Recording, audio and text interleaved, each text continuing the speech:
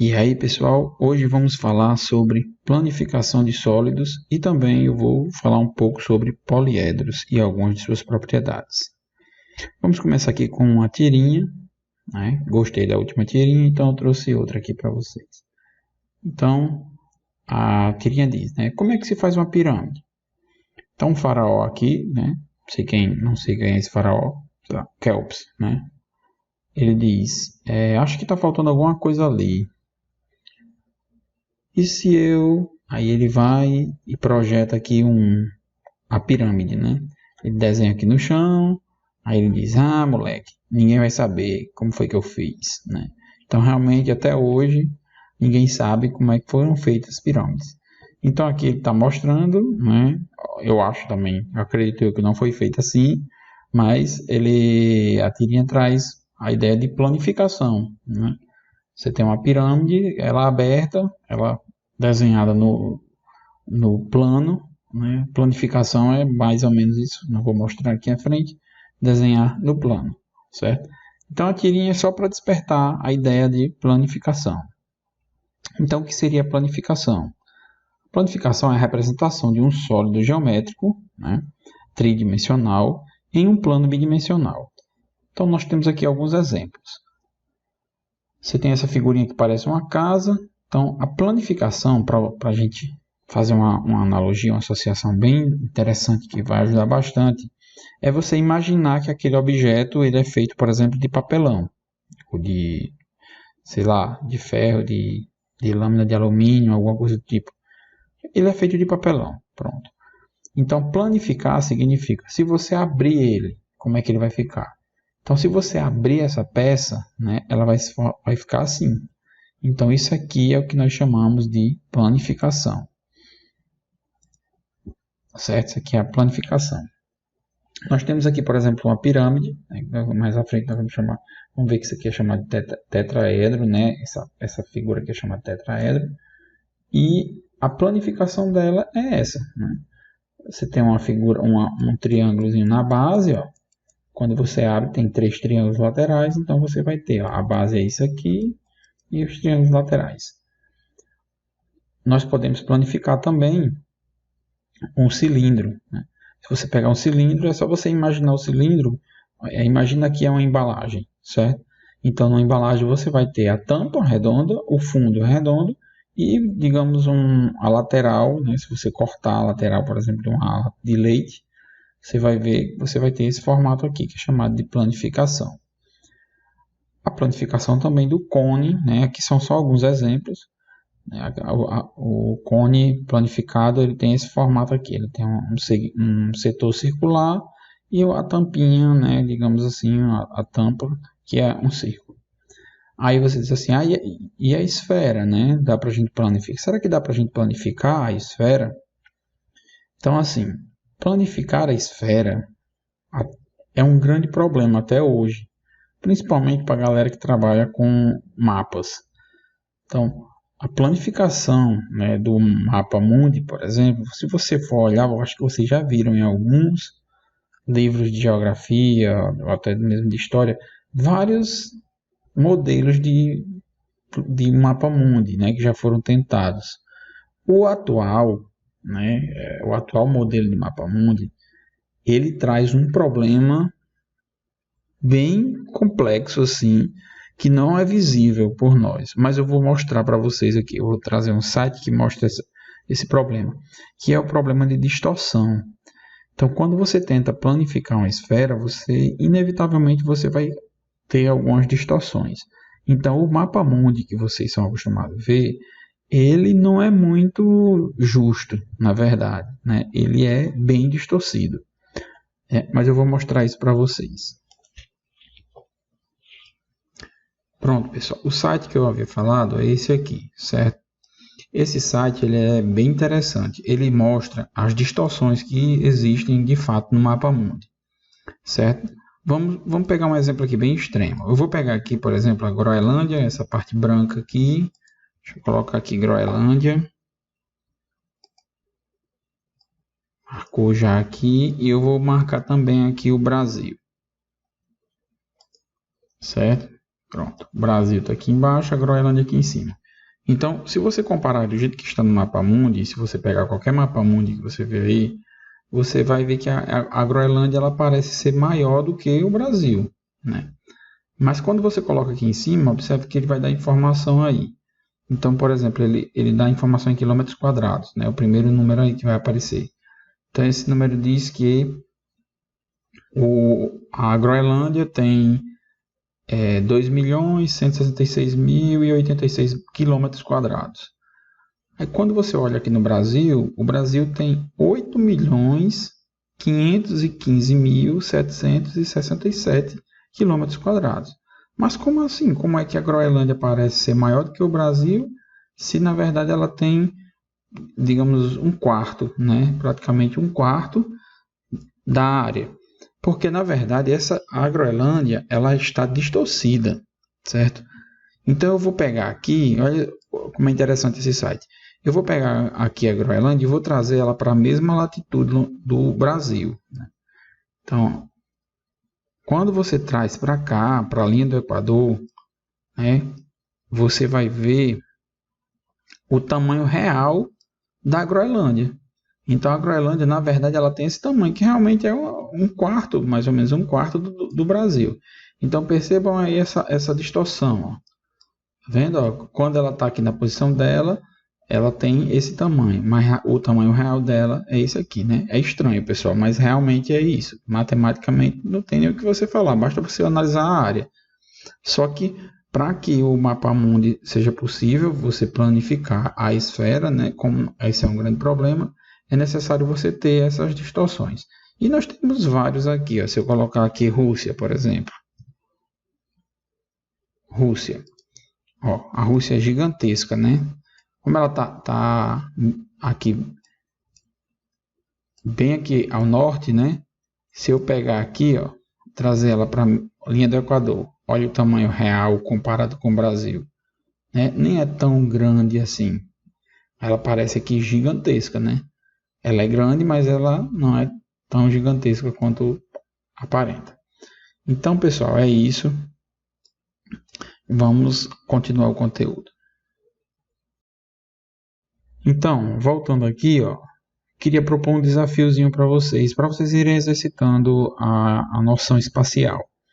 Que é um desafio que tem o seguinte, ó, o cubo, né, ele tem 11 possíveis planificações. Então, nós temos aqui, por exemplo, aqui o cubo, né, que é isso aqui, uma caixinha.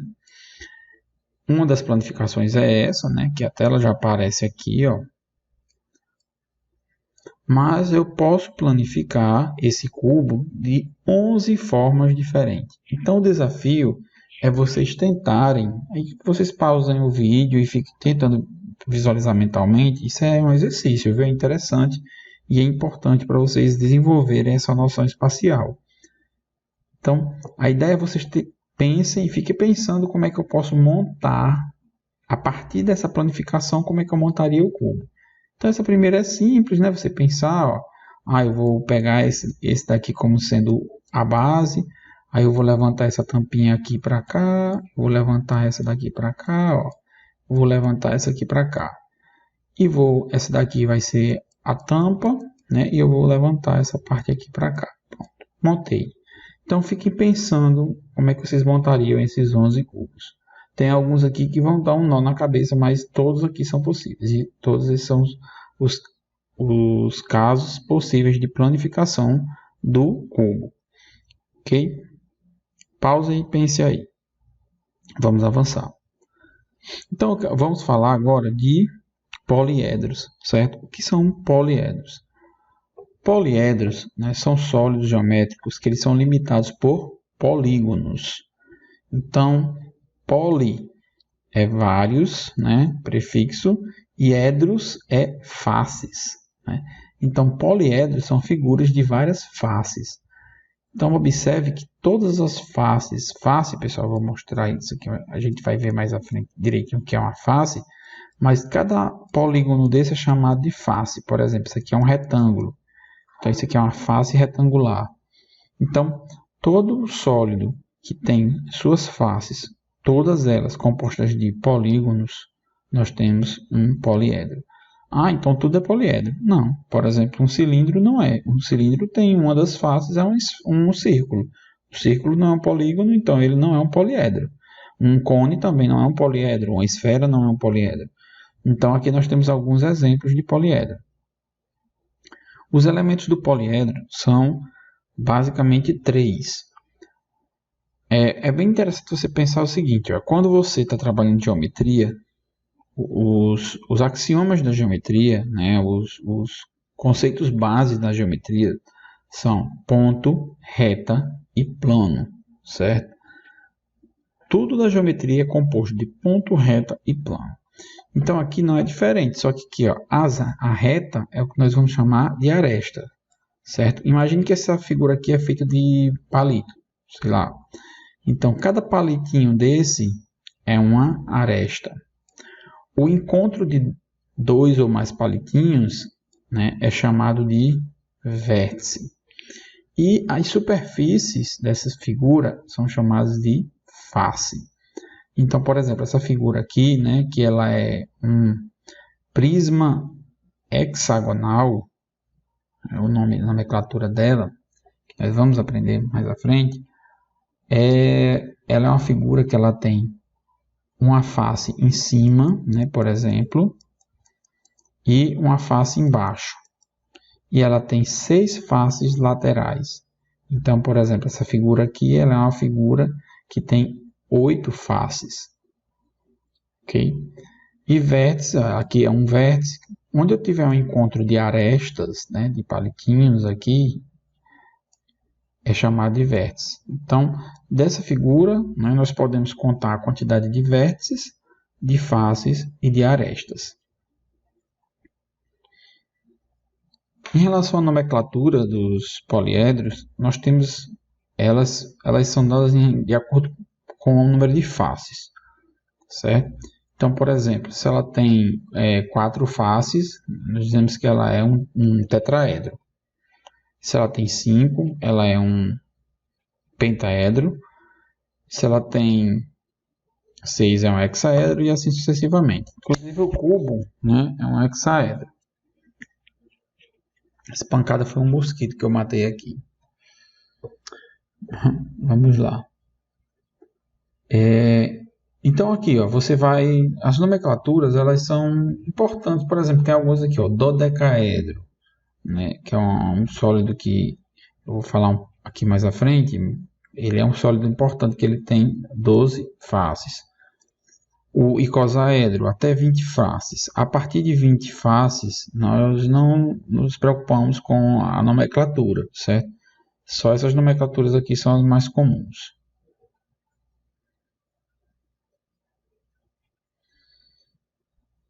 Os poliedros eles podem ser classificados de dois tipos, os convexos e os não convexos. Os poliedros convexos são os mais usuais, os que mais aparecem no Enem, certo? Por quê? Porque eles têm algumas propriedades interessantes. Os poliedros que não são não convexos, eu vou já mostrar um exemplo, eles fogem de algumas propriedades. Então, por isso, dentro do ensino médio, eles não são muito estudados. Mas os poliedros convexos, eles são os mais comuns. Então, para um poliedro ser convexo, certo? Eu vou ler aqui e eu vou explicar. Um poliedro é convexo quando o plano que contém qualquer uma de suas faces deixa as outras faces contidas em um mesmo semi-espaço. Ok, meu irmão? O que significa isso aí que você leu? Vamos explicar. Primeiro, entenda o que é semi-espaço, certo? Deixa eu falar para vocês aqui o que seria um semi-espaço. Se você pegar aqui um plano, certo? Um plano é... vamos supor aqui vou pegar assim, uma parede, certo? Um plano, uma parede. Essa parede, por exemplo, ela divide o espaço. Imagina uma parede que ela é infinita, para cima, para cá, é uma parede infinita, certo? Uma parede infinita. Dentro do universo da matemática, a gente tem que aceitar essas coisas. Existe uma parede infinita, né, chamada plano. Então, essa parede infinita, ela divide o espaço em dois espaços diferentes. Um que está à direita dela e um espaço que está à esquerda dela. Cada espaço desse é chamado de semi-espaço, certo? Não tem a semi-reta, né? A semi-reta não é quando você tem um ponto e ela é infinita para um lado, né? A reta é infinita para todos os lados. Quando você pega uma semi-reta, ela tem um ponto de origem, mas não tem um fim. Do mesmo jeito é o espaço. Ó. Ele vai ter um ponto limitante, que é esse espaço, esse plano aqui, e para cá é um espaço, e para o outro lado é outro espaço, certo? Então, a definição aí quer dizer o seguinte. Observe esses poliedros aqui. Ó.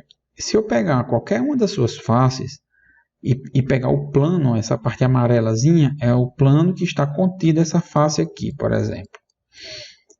Observe que todo o poliedro fica abaixo desse plano. Se eu pegar aqui qualquer plano, por exemplo, se eu pegar isso aqui, né, um octaedro, essa figura aqui, eu vou pegar a sua face lateral. Então, ela tem um plano que contém essa face. Então, observe que todo o sólido vai ficar à esquerda desse plano. Não vai ficar nada para o lado de cá desse semi-espaço. Todo o sólido vai ficar somente em um semi-espaço. Vamos pegar um contra-exemplo para entender melhor. Por exemplo, esse aqui é um sólido não convexo, certo? Por quê? Pegue aqui essa face aqui, ABCD. Então, essa face, nós temos esse planozinho aqui amarelo, né, que contém essa face. E esse plano divide o espaço em dois semi-espaços, um que está à direita dele e o outro que está à esquerda. Observe que tem parte desse sólido à direita, né, essa parte aqui, ó, e tem uma parte desse sólido que está à esquerda. Então, isso é uma característica de um polígono não, ou de um poliedro não convexo, certo? Se ficou confuso, volte aqui e entenda. Observe qual é a diferença desses para esses aqui. É porque nesses casos aqui, ó, observe que qualquer face que você pegar e pegar o plano que contém essa face, como esse plano vai dividir o espaço em dois espaços, né? Por exemplo, esse aqui, ó, divide o espaço que está abaixo do plano amarelo e o espaço que está acima do plano amarelo. Observe que todo o sólido vai ficar abaixo, não vai ficar nenhuma partezinha acima. Se essa pirâmide fosse assim, ó, então ficaria uma parte acima, né? Muito embora que eu não ia cortar ela aqui no meio. Mas a ideia é exatamente essa. É quando você passa um plano, o sólido tem que estar todo em um lado da parede, né? Vamos pensar o plano como se fosse uma parede. Então, imagine uma parede aqui em uma das faces, todo o sólido vai ficar de um lado da parede.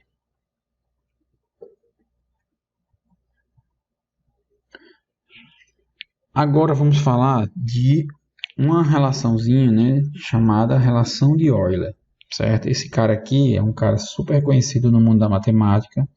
Na minha humilde opinião, é o maior de todos os matemáticos, né?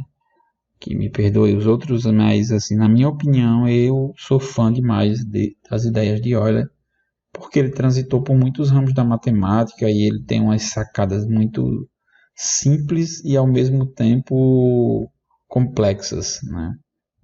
Coisas assim, ele tem umas ideias muito bonitas na matemática.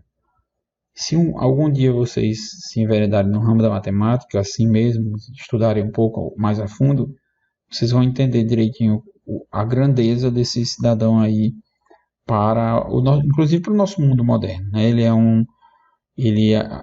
um dos matemáticos que contribuiu, por exemplo, para o computador, para a ideia de segurança, de criptografia, enfim. Vamos, né, sem rasgação de seda, vamos aqui. Euler, né, entre todas as suas contribuições, ele percebeu que existe uma relação entre o número de vértices, o número de faces e o número de arestas de um poliedro convexo. Essa relação ela só é válida para um poliedro convexo, certo?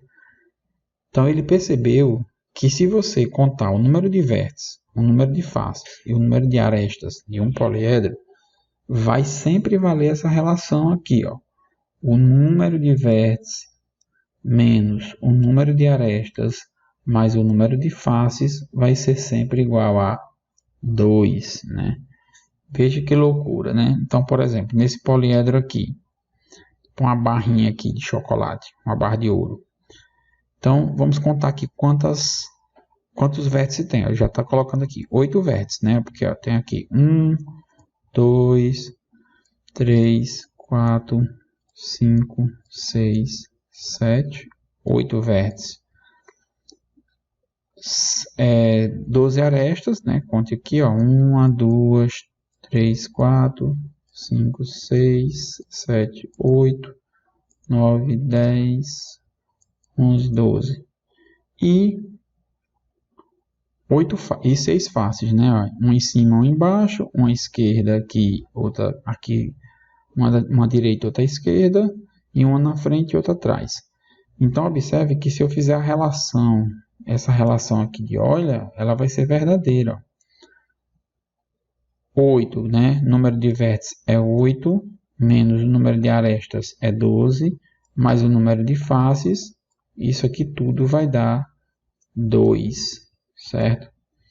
Essa relação, a demonstração dela não é uma coisa assim bem trivial, sabe? É bem interessante a demonstração. O próprio Euler ele teve uma certa dificuldade assim, de demonstrar essa propriedade, até porque não existia assim, uma definição bem clara do que era um poliedro, sabe? Mas isso é detalhes para outros capítulos. A ideia é que essa relação ela já apareceu no Enem, certo? É algo que já foi cobrado e pode vir a ser cobrado de novo. Ela estabelece a relação entre o número de vértices, faces e arestas de um poliedro. Aí nós temos aqui também uns poliedros que são bem famosos, né? Que são também conhecidos como sólidos de Platão, ou poliedros regulares. Eles são regulares porque eles têm todas as suas faces são compostas por polígonos regulares e os seus ângulos também são todos congruentes, os ângulos das faces, né? Então, por exemplo, nós temos aqui o cubo, né? Que todas as faces são quadrados, o tetraedro, que todas as faces são formadas por triângulos equiláteros, né? O octaedro também, o dodecaedro, né? Que todas as faces são pentágonos, e o icosaedro. É interessante saber que só existe esses, não existe mais nenhum. Isso é possível até provar, você mostra utilizando até a relação de Euler, que somente existe esses 5 sólidos de Platão, certo? Aqui, ó, os gregos eles tinham umas viagens assim em relação à geometria. Então, eles tentavam explicar tudo através da geometria. O próprio Platão, né, ele associava cada uma dessas figuras aos elementos da natureza. Eles diziam que a explicação do universo se dava por essas figuras, né, as construções. E hoje em dia você tem, por exemplo, algumas moléculas que têm esses formatos. Inclusive aqui o icosaedro, né, tem algumas cápsulas de alguns vírus que eles têm esse formato, né? São figuras que aparecem em muitas situações, em vários cristais tem esses formatos aqui, ok? Agora vamos fazer uma questãozinha. Vou fazer uma questãozinha aqui rápida, certo? Porque o vídeo já está muito longo. Eu não vou ler esse texto. Toda vida eu digo que não vou ler, mas eu não vou ler mesmo. Vocês dão uma lidazinha. A questão diz o seguinte, eu vou ser bem sucinto. Ela diz que existem 3 tipos de bebedouros aqui. Nós temos esse bebedouro aqui, esse aqui e esse aqui.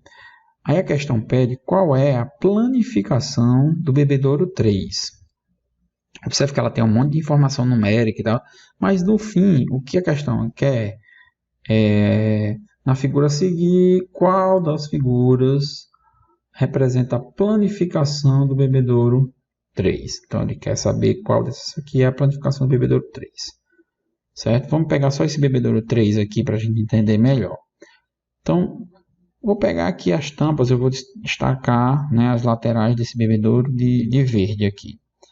Então, se você olhar esse bebedouro de cima, quando você trabalha com planificação, sempre é interessante você observar a vista superior. Então, olhando esse bebedouro de cima, né, observe que tudo está interligado. Né? Eu já dei uma aula sobre vistas geométricas, né? Eu vou colocar um encarte aí para vocês darem uma olhadinha, acho que foi até a última aula.